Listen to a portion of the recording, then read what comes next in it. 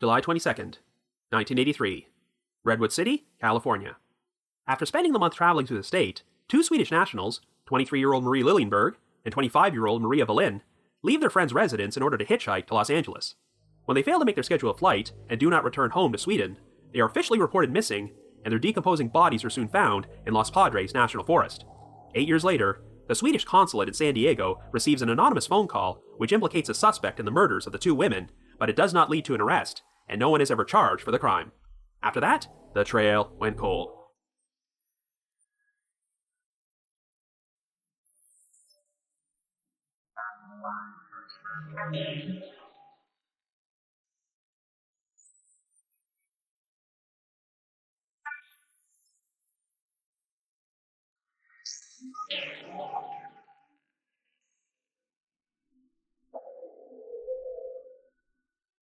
Hello everyone, and welcome to our latest episode of The Trail Went Cold. I'm your host Robin Warder, and we're going to be exploring a disturbing cold case involving hitchhiking. The 1983 murders of Marie Liljenberg and Maria Wallin. Marie and Maria were both Swedish nationals who decided to go on extended vacations to the United States, and even though they did not know each other, they crossed paths while working the same job in Colorado and quickly became friends. Before they traveled back home, the two women decided to spend the summer hitchhiking through California, but unfortunately, they would eventually become the victims of foul play. While the case received substantial media coverage at the time, it soon faded from the spotlight until a surprising anonymous phone call jump-started the investigation again 8 years later and led to the story being featured on an episode of Unsolved Mysteries. Now, what's particularly interesting is that the anonymous tipster implicated a suspect who just happened to share the same first name of an infamous serial killer from California, and it's unclear if this was the same person who was accused of being responsible for the hitchhiker murders. One of the main reasons I'm electing to cover this case right now is that this person was also looked at as a potential suspect in another famous case from Unsolved Mysteries, which has recently been solved. But we'll go into more detail about these odd connections later on in this episode. Anyway, before we get started, just a quick reminder that The Trail Went Cold is a weekly podcast, which is currently available for download on several platforms, including Apple Podcasts, Stitcher, Google Podcasts, and Spotify. So if you like this podcast, be sure to subscribe to it, and please leave us a rating or review on any of those sites to help spread the word and garner us more exposure. The Trail Went Cold is on Patreon, so if you would like to learn how to support the show, please visit our page at patreon.com/thetrailwentcold. For as little as $1 a month, you can garner access to exclusive rewards, which may include stickers and thank you cards, early access to episodes, and bonus content. So with all that out of the way, let us now explore the unsolved murders of Marie Liljenberg and Maria Wallin.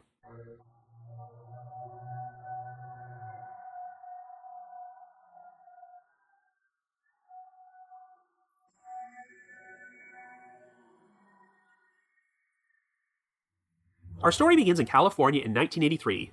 Our central figures are 23-year-old Marie Liljenberg and 25-year-old Maria Wallin, who both originally hail from Sweden. Marie lives in the Danderyd municipality just outside of Stockholm and is studying to be a physical education instructor at a sports institute, while Maria is a preschool teacher from the town of Alingsås.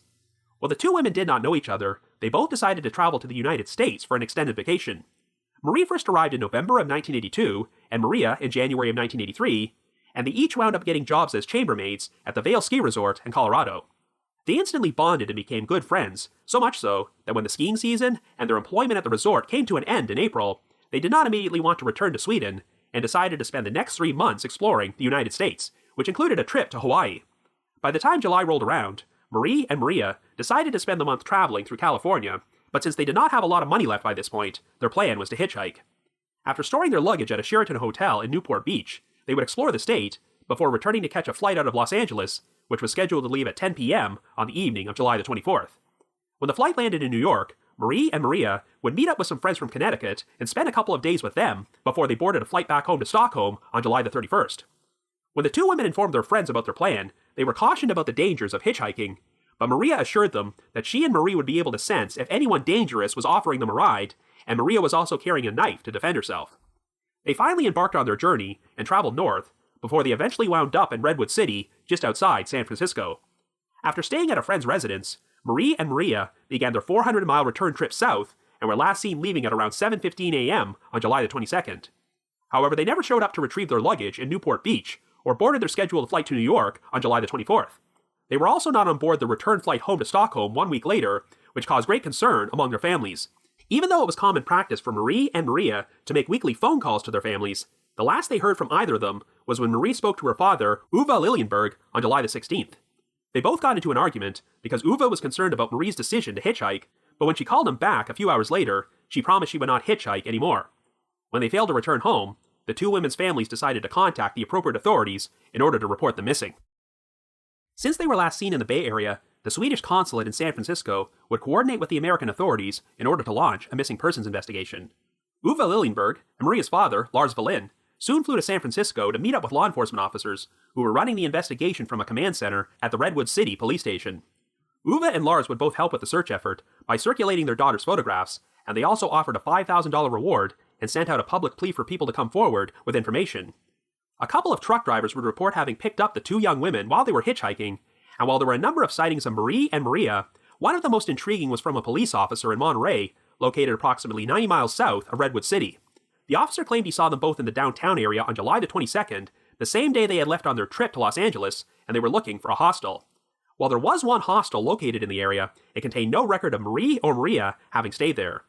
It would not be until August the 18th, 4 weeks after the women originally went missing, when a pair of deer hunters came across a badly decomposed nude female body in a ditch about 40 feet away from Highway 166 in Santa Barbara County. The location was right next to Los Padres National Forest, approximately 35 miles east of the city of Santa Maria. The hunters notified the Santa Barbara County Sheriff's Office, and after they arrived at the scene and performed a search, they soon stumbled upon a second decomposed nude body of a female, which had been concealed underneath some brush in the forest. It seemed likely that the two bodies had originally been placed under the brush together until an animal dragged one of them to the ditch. There was immediate speculation that the victims were Marie and Maria, but since the bodies were so decomposed, their fathers were unable to identify them, though they did recognize some jewelry they were wearing. However, once the women's dental records arrived from Sweden, they were used to make a positive identification. The condition of the bodies indicated that they had been sexually assaulted and stabbed to death. Investigators would soon learn that on July the 24th, the same day they were scheduled to board their flight, Marie and Maria's personal items were discovered inside a dumpster behind a service station in the city of Commerce, a suburb of Los Angeles.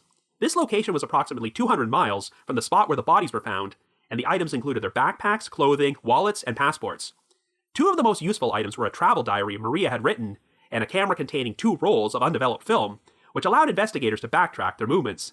The last entry in the diary was dated July the 21st, the day before they left Redwood City, which seemed to suggest the victims were murdered sometime on the 22nd. Even though the case continued to receive extensive publicity, it eventually faded from the spotlight until the investigation was unexpectedly rejuvenated 8 years later. On September the 26th, 1991, the Swedish consulate in San Diego received an anonymous phone call from a man who alleged that a male acquaintance of his may have been responsible for the murders of Marie and Maria. The caller claimed that this man hailed from Canada and often made long drives through the United States to Mexico in a white van with a green canoe on top, a trip which required him to pass through San Diego. According to the caller, this person had a hatred for women and had once told him that he had been driving through California in 1983 and picked up 2 Swedish women who attempted to con him. This proved to be a compelling enough lead that investigators decided to take a fresh look at the case, and it would be featured on an episode of Unsolved Mysteries, which aired in April of 1992. But here's where things get complicated. The original broadcast of the segment featured an interview with a guy named John Norton, who was the original consul for Sweden in San Diego at that time.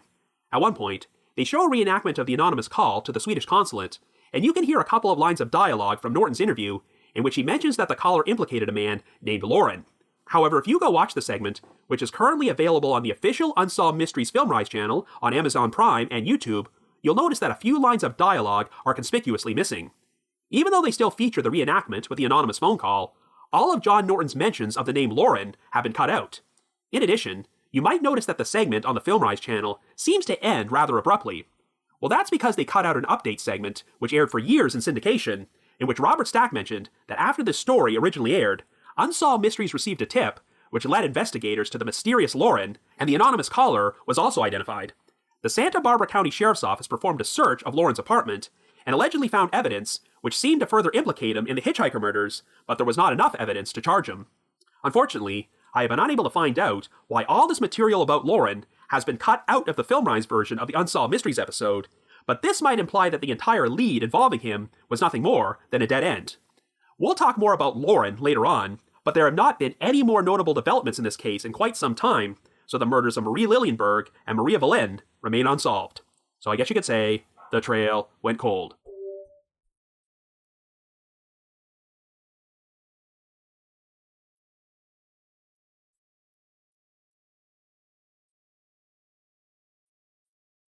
Anyway, this is far from the only case I've covered on The Trail Went Cold, in which someone was murdered or went missing while they were hitchhiking. And even though our society is well aware of the dangers of hitchhiking today, it was a much more common practice during the 1970s and early 1980s. Both the Unsolved Mystery segment and the original media coverage of this case put a heavy emphasis on the cultural differences between Sweden and the United States, which might explain why Marie Liljenberg and Maria Wallin felt compelled to ignore the warnings they received about hitchhiking and decided to use it as their means of travel through California. It was pointed out that Sweden is a much smaller country than the US and only had a population of just over 8 million people back in 1983, which was only about a third of the entire population of California at that time. But the key difference was that the crime rate was so much lower. People were generally more trusting of each other in Sweden, which was why hitchhiking was much more commonplace there. In fact, I read that if you wanted to hitchhike through Sweden during that time period, and you didn't feel like paying for any lodgings, you could just stop by a farm and ask the owner if you could set up a tent on their property to spend the night, and they'd happily oblige without any issues. The Unsolved Mystery segment featured an interview with a truck driver named Mark Hansen, who said that he gave Marie and Maria a ride from San Diego to Compton, but openly expressed his concern about their decision to hitchhike. When Hansen dropped the two women off, he placed them in the company of another truck driver he trusted, who gave them a ride to Oakland, so it's a cruel twist of fate that they wound up getting murdered anyway during the final leg of their trip.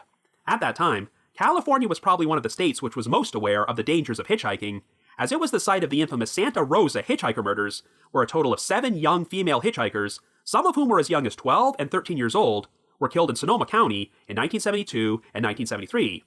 Those murders are all still unsolved to this day, and while there's no evidence to suggest that the Swedish hitchhiker deaths are connected to them, I guess you can't completely rule anything out. But given the preponderance of serial killers who operated in California during the 1970s and 80s, it was definitely not a safe place to hitchhike. I know it can sometimes be a bureaucratic nightmare whenever a foreign national goes missing while visiting another country, but this investigation was coordinated remarkably well, as the American authorities immediately leaped into action once it was reported that Marie and Maria had disappeared. Their case received a lot of coverage in the California media, both before and after the remains were discovered, and the authorities did a pretty thorough job at exploring every possible lead. While the investigation eventually reached a dead end, the strange anonymous call to the Swedish consulate in 1991 brought it back to life, but it also led to a number of other unanswered questions, which we'll talk about momentarily. Overall, it's really not hard to figure out what likely happened to the two women. They were last seen leaving their friend's place in Redwood City on July the 22nd, and their personal items were discovered in a dumpster in the City of Commerce 2 days later. The last entry in Maria's travel diary was dated July the 21st, and since she usually wrote at least one entry per day, it's reasonable to assume that both women were murdered a short time after leaving Redwood City. When the case made the news, a number of eyewitnesses came forward who believed they had seen the two women, but I think that most of them were probably mistaken, as a number of these sightings took place after July the 22nd, which is when Marie and Maria are believed to have been murdered. However, the one sighting which might be credible is the police officer who believed he interacted with the women in Monterey on the 22nd, where they were apparently looking for a hostel to stay at. While there was no record of them having checked in to the local hostel, Monterey is about 95 miles south of Redwood City, so it's not implausible that someone could have given them a ride there before they crossed paths with the person who murdered them. In fact, if this person offered them a ride, that would explain why they elected not to stay at the hostel. Now, it is interesting how the two women's personal items were eventually discovered in a dumpster about 200 miles from the location in Los Padres National Forest where their bodies were found. It wouldn't surprise me if the perpetrator did this intentionally in order to create misdirection with the investigation, but that's still quite a long distance to drive to dispose of evidence, which makes you wonder if the killer was a truck driver or someone who picked up Marie and Maria while they were passing through the area. Also, since subduing, sexually assaulting, and fatally stabbing two women would have been a difficult task for just one person, you can't dismiss the possibility that multiple perpetrators might have been involved. Now, the suspect who was implicated in the anonymous phone call was described as someone who often drove through California to take trips to Mexico and would stop in San Diego to visit the caller. Well, we know the killer dumped the victims' bodies in Santa Barbara County before driving southeast through Los Angeles to dispose of their personal items, and since San Diego was further south, the geography would fit. I previously mentioned that the suspect was named Lauren, which is obviously not the most common male name out there. So if you have an extensive knowledge of true crime, I'm sure the first suspect who popped into your mind was Lauren Herzog, one half of the notorious Speed Freak killers. Throughout the 1980s and 90s, Lauren Herzog and his partner, Wesley Shermantine, committed a number of murders in California and were nicknamed the Speed Freak killers because they were often under the influence of methamphetamine. Both men were arrested in March of 1999 because of their suspected involvement in the disappearance of 25-year-old Cindy Vanderheiden, which had taken place 4 months earlier. Even though Vanderheiden's body had not been found, DNA testing confirmed the presence of her blood in Shermantine's car, and while Herzog was being interrogated, he confessed to their involvement in several other crimes, including the 1984 murders of Howard King and Paul Kavanaugh, two men whom they had decided to fatally shoot and rob inside their car. In 2001, Shermantine was tried and convicted of the murders of Vanderheiden, King, Kavanaugh, and 16-year-old Chevelle Wheeler, who had gone missing while visiting Shermantine's cabin in October of 1985, though her body had still not been found by this point. Shermantine was sentenced to death for his crimes, and is currently still on death row at San Quentin State Prison. Herzog also wound up being convicted of the murders of Vanderheiden, King, and Kavanaugh, as well as an additional accessory to murder charge for the 1984 shooting death of a man named Henry Howell, and he would receive a sentence of 78 years in prison. However, in 2004, a state appeals court decided to overturn all of Herzog's convictions after ruling that the police had improperly coerced the confessions he made to the crimes. Rather than go on trial again, Herzog agreed to a plea deal in which he would plead guilty to the lesser charges of involuntary manslaughter and the death of Cindy Vanderheiden, and being an accessory to the other three murders. In exchange, he would receive a 14-year prison sentence, with credit for time already served. Herzog also shaved an additional few years off his sentence for good behavior, which made him eligible for parole in 2010. Well, needless to say, even though some questionable things had been done during the original police investigation, there was zero doubt that Herzog was actually guilty of all these crimes, so there was fierce opposition to his release from prison. Since none of the counties in California wanted to take him for parole, an arrangement was made with the California Department of Corrections, where Herzog would be released under very restricted supervision and confined to a trailer located outside the front gate of the High Desert State Prison in Lassen County. Herzog lived under this arrangement for just over a year, until he suddenly decided to take his own life by hanging himself in January of 2012. Since Wesley Shermantine was still on death row, he was none too pleased about his partner in crime being able to walk out of prison, so he made an arrangement to lead the authorities to a site containing the remains of some other victims whom the Speed Freak killers had not yet been linked to. This obviously meant that Herzog could be charged with additional murders and wind up back in prison, which was the likely motivation behind his suicide. Shermantine finally provided the locations where Cindy Vanderheiden and Chevelle Wheeler had been buried, and the remains were finally recovered, and he would also disclose the location of an abandoned well located just outside his former hometown of Linden. A search of this well turned up over 1,000 human bone fragments, and DNA testing would soon determine that many of the bones belonged to a pair of young women who had gone missing from the city of Stockton: 19-year-old Kimberly Ann Billy, who vanished in December of 1984, and 16-year-old Joanne Hobson, who vanished in August of 1985. The skeletal remains of another young female and a fetus were also found in the well, and while this victim was likely murdered while she was pregnant, she has never been identified. Now, you might recall me mentioning during the intro that Lauren Herzog was looked at as a potential suspect in another famous case from Unsolved Mysteries. On November the 19th, 1988, 9-year-old Michaela Garrick and a friend of hers rode their scooters to a market in the town of Hayward, California, but after they exited the store, they discovered that Michaela's scooter had been moved into the middle of the parking lot.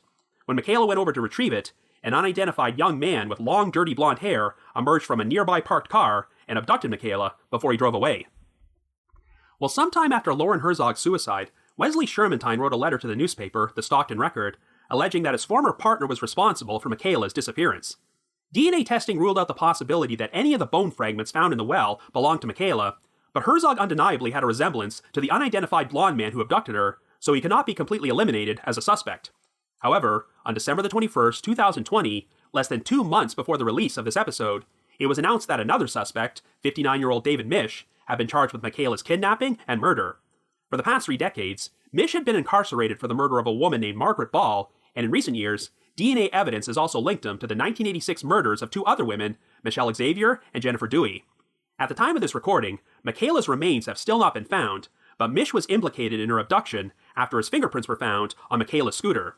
I may talk more about the Michaela Garrick case on a future episode, but it now seems likely that Lauren Herzog had no involvement in her disappearance. So that brings us back to our main topic. Could Herzog have been responsible for the murders of Marie Lilienberg and Maria Valend? And if he was, could Wesley Shermantine have also been involved? After all, it's been suspected that the Speed Freak killers were responsible for additional murders they have still not been linked to, and their final victim count might be somewhere in the double digits. I know that Herzog would have only been 17 years old at the time the hitchhikers were murdered, but given that his first confirmed murders took place only 1 year later, that hardly disqualifies him from being the perpetrator. While I'm sure it's tempting to believe that Lauren Herzog was the mysterious Lauren mentioned during the Unsolved Mystery segment, since what are the odds that 2 separate serial killers named Lauren were operating in California during that time period? But since all references to Lauren's name have been eliminated from the version of the episode currently streaming on the official Film Rise channels, does this now mean that lead is completely pointless? I know that there are many Unsolved Mystery segments which are currently not available for viewing on Amazon Prime or YouTube, and the vague reason they always give is that it's for quote-unquote legal reasons. But their segment about the Swedish hitchhikers is the only one I know of in which they cut out a few lines of dialogue from an interview which make reference to a specific individual. I mean, if Lauren Herzog was the Lauren in question, is there really any need to protect the reputation of a convicted murderer who has since killed himself? While the issue is that no official source has ever confirmed that Herzog was looked at as a potential suspect in this crime, even after his suicide took place, and as far as I can tell, Shermantine has not implicated him. And the fact of the matter is that there were details provided by the anonymous caller which do not match Herzog at all. Remember, the caller said that Lauren originally hailed from Canada and often drove through California on trips to Mexico, but Herzog hailed from the farming town of Linden and has no links to Canada that I know of. Linden is over 300 miles away from the location where the victims' bodies were found, and I see no indication that Herzog ever drove a white van with a green canoe on top. In addition, the caller described Lauren as being over 6 feet tall and weighing 175 pounds with a slight build and having a long protruding nose and thinning red hair. Well, Herzog had long dirty blonde hair, and I would hardly describe his nose as protruding. Other than the fact that they share the same first name and were both committing murders in California during that time period, there's really nothing to suggest that Herzog and this other Lauren are one and the same. Now, the Unsolved Mystery segment originally aired in 1992, and Herzog was not arrested until 7 years later, so I guess it's certainly possible that investigators did look at him as a possible suspect, but if they did, I get the feeling he might have been cleared. I still don't know what to make of that original Unsolved Mysteries update, where Robert Stack said that the authorities had tracked down the anonymous caller and determined Lauren's identity. They said Lauren's apartment was searched, and additional evidence was found which seemed to implicate him in the murders. You get the impression that investigators were edging very close to gathering enough evidence to charge Lauren, but then after that, there was nothing, and this original update is no longer available for viewing. So did they conclusively determine that Lauren was not involved in the crime? Well, the circumstances of the anonymous tip are pretty bizarre, since it was not phoned in until 8 years after Marie and Maria were murdered. I don't believe the case had been featured in the media for quite some time, so it sounds like the tip came completely out of nowhere. It's also odd that the caller phoned the Swedish consulate in San Diego, since the women were last seen in the Bay Area, and the Swedish consulate in San Francisco coordinated the investigation, but this might be because the caller lived in San Diego. It sounds like Marie and Maria did travel south and visit San Diego after they dropped off their luggage in Newport Beach, as that's where the truck driver, Mark Hansen, picked them up before they headed north. So the story seems to be that Lauren stopped by to visit the anonymous caller in San Diego, and that's where he allegedly made some incriminating statements about picking up 2 Swedish women. But from the details provided in the Unsolved Mystery segment, it doesn't sound like Lauren actually said anything to imply that he murdered them, only that the Swedish women attempted to con him. And since Lauren supposedly hated women, the caller might have jumped to the conclusion that this drove Lauren to murder them. However, could it be possible that Lauren actually did pick up Marie and Maria at some point in 1983, but was not actually responsible for their deaths? I don't know what Lauren would have meant when he said they tried to, quote-unquote, con him, but it could have angered him enough to drop the women off, and they were subsequently murdered by someone else who picked them up and gave them a ride. When you look at the situation from that perspective, I can see how Lauren might have been falsely implicated in this crime, but what was the additional evidence found in his apartment which supposedly pointed towards him being the perpetrator? It's frustrating that we don't have this information, but I have to wonder if investigators eventually found some sort of proof that Lauren could not have been involved, so all mentions of his name have been removed from the Unsolved Mystery segment to prevent him from facing any sort of potential backlash. This seems like a pretty bizarre side story, and I'm not sure we'll ever learn the full details about it, but it opens up the question. If Lauren was not actually responsible for the murders of the 2 Swedish hitchhikers, then who was? Well, unfortunately, the problem is that it pretty much could have been anyone. This is not a very complex crime, as it seems likely that Marie and Maria just simply hitched a ride with the wrong person, who murdered both of them and subsequently disposed of their bodies in a remote forest and did not leave behind any evidence which could be traced back to them. Back in 1983, no one would have been thinking about DNA, but you have to wonder if any forensic evidence might still be available on the victims' bodies or the items which were found in the dumpster in the City of Commerce. I mean, I previously made reference to the recent arrest in the Michaela Garrick disappearance, and up until that happened, I had no idea that the abductor's fingerprints had been left behind on her scooter, which is what finally allowed them to link the crime to a suspect. This is why I'm hoping there's DNA or other forensic evidence which can potentially lead to a suspect in this particular case. Even back in the 1980s, some of the investigators were flat out expressing their belief to the media that the chances of solving this crime were not high, until that strange anonymous call led to the case receiving additional exposure on Unsolved Mysteries. But in spite of this, it seems like the investigation has once again reached a dead end. As it is right now, this story does function as a cautionary tale about the dangers of hitchhiking, as well as a time capsule into how much different the world was back in 1983. But it would still be nice for the story to finally have some conclusive answers, so if you happen to have any information about the murders of Marie Lilienberg and Maria Valin, please contact the appropriate authorities. But if you just have your own thoughts about what happened, feel free to leave me a comment or send me an email to robin.warder@icloud.com. That's robin.warder@icloud.com. Now, the reminder that The Trail Went Cold is on Patreon, so please visit patreon.com/thetrailwentcold to learn how you can support our podcast and become eligible for some pretty neat rewards. We produced a bunch of exclusive bonus episodes for our patrons in tiers 2 and 3, and this past month, I released an episode about the notorious zip gun bomber, an unidentified individual who sent booby-trap packages to a number of different people that were rigged with a homemade zip gun device which fired off bullets when the packages were opened. And for our patrons in tier 3, I've also recorded another new audio commentary track, which can be played over a classic episode of Unsolved Mysteries. I'd also like to take a moment to give a shout out to our most recent listeners who have signed up with us on Patreon this week, and they are Kimberly, Sarah, Sharina T, Evan W, Danielle H, Alma C, and Julie E. Thank you all so much for your support. And before we bring this episode to a close, I'd like to play a promo for another true crime podcast, the DNA ID podcast. Jody Loomis, Jessica Baggin, Kelly Ann Prosser, Michelle Martinko, Christy Mirak, Carolyn Rose. Do these names mean anything to you? All these people are murder victims whose cases were cold for decades, until recently. They were solved by investigative genetic genealogy. This new crime-solving tool is rapidly providing us with the names of elusive killers. But each one of these cases is unique and worth exploring. Each episode of the DNA ID podcast will focus on one newly solved case and look at the story behind the headline. Who was the victim? Who was their killer? And why did this tragic crime occur? It's brought to you by Abjack Entertainment, hosted and produced by me, Jessica Betancourt, and co-produced by Mike Morford. Make sure you subscribe to DNA ID today, wherever you listen to podcasts, so you don't miss a single episode. I'd also like to announce that later this year, provided that it becomes safe to travel again, The Trail Went Cold is going to be appearing on Podcast Row at 2 separate CrimeCon events. The regular CrimeCon, which takes place at the Fairmont Hotel in Austin, Texas, from June 4th until the 6th, and the very first CrimeCon UK, which is being held at the Leonardo Royal Hotel and Spa in London the following weekend on June 12th and the 13th. If you would like to purchase tickets to either event, we have a special promo code you can use to get a 10% discount, and it applies to both the Austin and London events.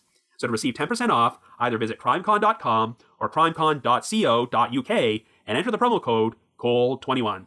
That's COLD21. In addition, I also wanted to provide another reminder that I hold live streaming sessions on a platform called Get Vocal. Every Thursday night from 7 until 8 p.m. Eastern Time, I host what is essentially an after show for each week's podcast episode, where I have an interactive discussion about the featured case from said episode and answer questions and address comments from listeners.